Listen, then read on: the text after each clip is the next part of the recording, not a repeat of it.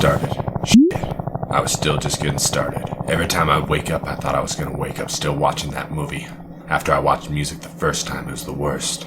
I could hardly say a word to my partner, that is until I said yes to writing this script. When I was back there, all I wanted to be was here, and when I was here, all I could think of was getting back there. I've been here a week now, working on this script. Getting softer. Every minute I watch this movie, I get weaker.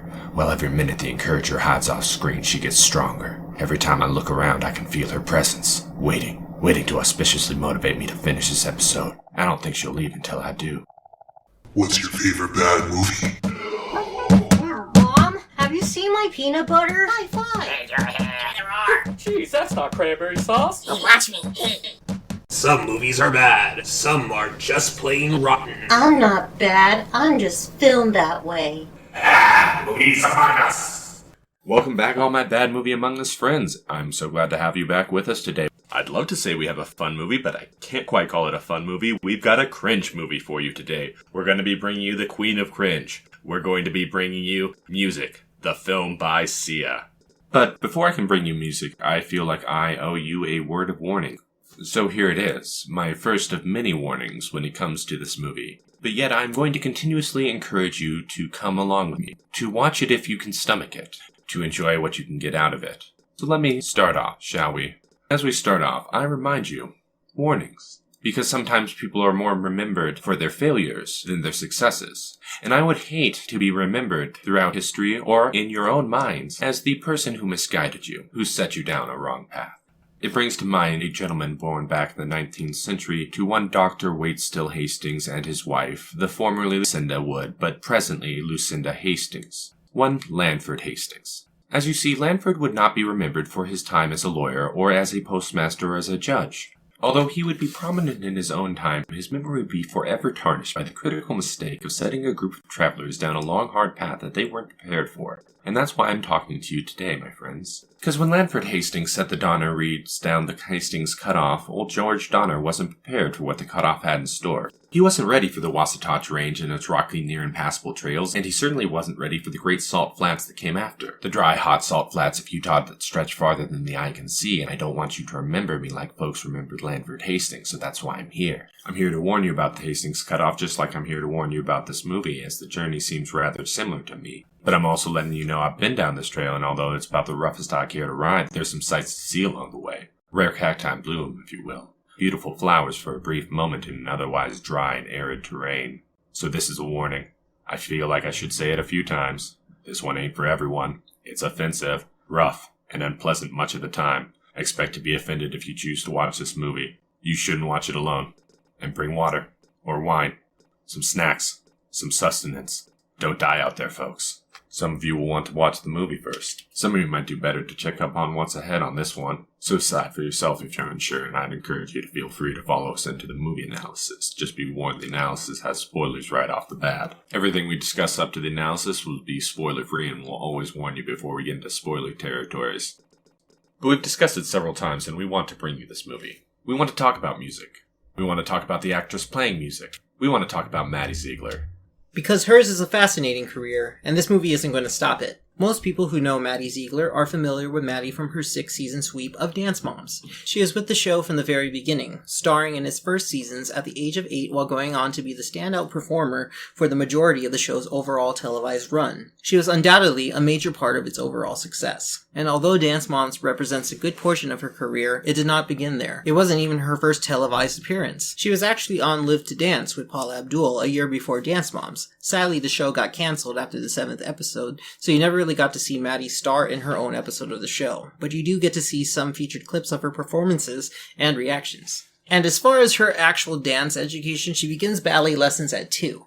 2 years old, people. She starts dancing with Abby Lee's dance company at 4, and for those who aren't familiar, she's that brazenly harsh, authoritarian dance teacher that Dance Moms is so well known for. She's won around 7 or so awards for her dancing outside of these shows and has been nominated for about as many more. At the time of recording, she's been a lead dancer in 15 different videos, and that number is only going to grow exponentially. From there, she has a number of acting credits. She's been on 9 different dance shows, including those we've talked about. She's appeared on a dozen different award shows, both presenting and performing. She's been on various talk shows from Kimmel to Ellen to The View, just to name a few, as well as over a dozen different actual acting credits. So to say she's accomplished is a little bit of an understatement. I should also note various different directors and producers have commented on her acting skills, saying that she simply has it. She's got intuition. She gets social cues. She knows what to do. She's also modeled professionally and has released her own fashion line with her sister, which is another thing I've noticed while researching her. She's always doing projects with her sister, which is really sweet of her to use her own platforms as a way to help her siblings. So I looked up her episode of Austin and Ally. I checked out her appearance in Hit Streak. I listened to her voice working her guest appearance on Scooby-Doo Guess Who. And I can definitely say that she's never been a bad actress, and she's improved a lot over a very few short years, becoming a respectable actress in her own right, alongside her other numerous credentials. So with all these creds, what happened with this performance? Why is it just so bad? So bad. Why is it so bad? I felt I needed to create a low-budget, overproduced sound effect just to emphasize how bad it is. Well, I suppose that just runs right back to one of the principal questions that this podcast tries to answer. What makes a bad movie? In this case, it's an overzealous, inexperienced creator who is unable to take criticism, in this case Sia, who is then determined to work principally with a single actor, in this case Maddie Ziegler. This might remind you a little of our first episode, where we talk about Tommy and Greg, and in some way this is not too different. You see, I told you Maddie started dancing lessons at 2, moved up to professional lessons at 4, made her TV debut at 7, then came Dance Moms, and with Dance Moms came a much larger fame. She was such a standout performer that Australian musician superstar Sia became instantly enamored with her while watching her perform on Dance Moms. If you're unfamiliar with Sia, she's the artist of such pieces as Chandelier and Elastic Heart, and she's known for typically wearing some sort of large wig or hat intended to cover her face. I think she's probably most known for and often seen in a large half-blonde, half-black-haired wig. Well, Sia decided she wanted to work with Maddie and contacted her on Twitter and began working with her when she was just 11 on her soon-to-be breakout music video Chandelier. The music video became a huge success, and Maddie was a huge influence on that, and it rocketed them both to superstardom, which is where things got a little weird.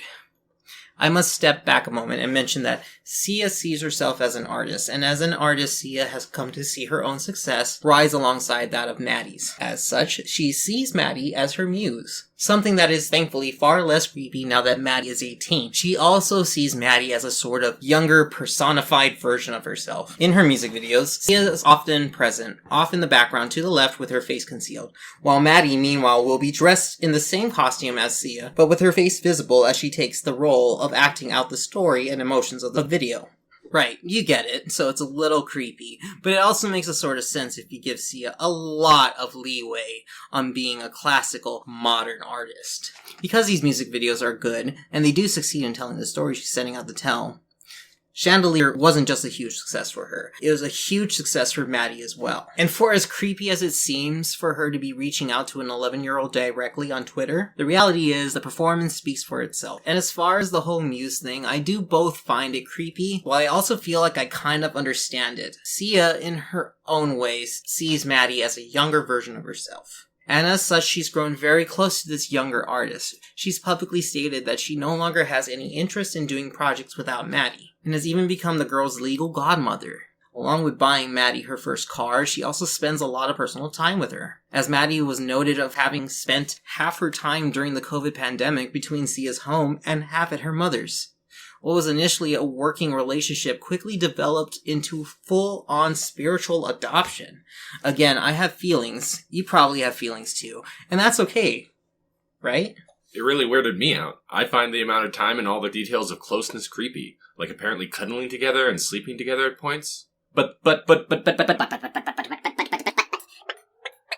the very nature of journalism is to create a story, to create a narrative. And the creed of it leads is true. So the nature of the beast is to embellish these situations. And yes, it's a weird dynamic, but Maddie's life has been an unusual one. And when the hit the fan, when people were starting to post videos and write essays about all this stuff about music being an affront to representation and dangerous to the autistic community in general, when all this came down, Sia took the blame. She stood front and center and took all the media force. She did all that she could to protect Maddie. But then there's that negative side of overprotective parenting or pseudo-parenting as well. The kind where you have an autistic person on Twitter saying that they and others were available on short notice, and Sia tweeting back, maybe you're just a bad actor. And then a little later, she tweets back, fucking bullshit, you have no idea because you weren't there and you didn't see the movie. Grr, Exclamation point. Why didn't you watch my film before you judge it? Fury. All caps. Exclamation point. All in response to one post. Which is bad. But Sia was being protective. She was personally hurt because she was honestly trying to be helpful, and it was not working out the way that she had hoped. That's my little offense, because I'm sure Helen Z, the OP, was hurt by that. I mean, how could you not be? And Sia deleted her Twitter account in response. Maddie Ziegler, by the way, can be seen in videos predating the movie's release by years expressing her concerns over the portrayal of music, afraid that people were going to be offended or get mad at her. As far as Sia working with Ziegler as opposed to someone who is on the spectrum, I do truly get that criticism, and Sia's response to it was unmeasured and poor. But Sia's not an experienced writer, director, producer. This is her first feature film. And just like a lot of this first-time writer, director, producers, think Sam Raimi, think Tommy Wiseau. These creators worked with close friends they were comfortable with, because it's hard making your first movie. And as much as Sia thought she was ready for it after Chandelier, she really wasn't yet. And I'm glad she dipped her head in. We want to see more movies from her. I think she has a unique lens to view through, and I'd like to see more. And that is if she can make something that doesn't want to make me claw my eyes out. And as far as the offensive portrayal of autism, I'm pretty sure I understand where a lot of that comes from. If you've watched a lot of Sia's videos, you'll notice that she's a big fan of freestyle expressive dance. And it works well for those videos. Here's the problem. In order for that dance to really tell a story, the dancers need to be able to speak through their facial expressions, which requires them to be over-exaggerated on stage to look right. So you have Sia demanding more exaggerated facial expressions than what Maddie typically gives in order to portray the disability. But the problem is this is mostly a movie, not a dance number, and so Maddie's facial expressions are through the roof. This is actually a little funny, but this is something you can actually do in modding video games. If you haven't seen this film and want an idea of what Maddie's doing, I suggest looking up Resident Evil 2, but with 500% facial animations on YouTube. It's as though Sia cranked up a dial on Maddie that was already on 100 and turned it up to 1100. And eek. I probably should also mention that this movie includes restraint techniques that are dangerous and not approved for use by any regulating body or health services institute. This movie, it has its moments. It has its good moments. It has a few funny ones too. You might be surprised to find that there are actually quite a few 5-star reviews among all the 1-stars for this movie. And there seems to be a few categories of 5-star reviews. There are, of course, all the Sia fans out there, ready to ride or die that candy cane lane. You have those who genuinely love it for its art, the music, the set pieces, the cinematography, all in sync to create something that is visually and auditorially pleasing, if you're able to ignore everything else going on. And yes, there were many in the autistic community that were offended by this movie. There were also those with autism who were elated to be seen at all, even if the role was poorly portrayed and the actress atypical. The negative press with this movie is much louder than its positive, so I don't ever want to diminish those who were rightfully offended, but those feelings aren't exclusionary. And those who felt touched by this movie have a right to feel positively about it as well, regardless of how you or I may feel. Reading these reviews, it made me happy to see that this many people who honestly felt so positively about the movie. Because although this movie upset a lot of people, it also managed to enchant a much smaller group. And really, everyone's feelings about this movie, positive and negative, are valid. I read through a lot of 5-star reviews for this movie, and there were a lot of different things that people liked about this movie.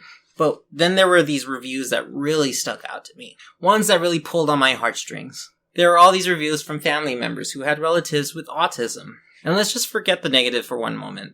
Because I read reviews from parents, from uncles, from aunts, all positively glowing about the movie.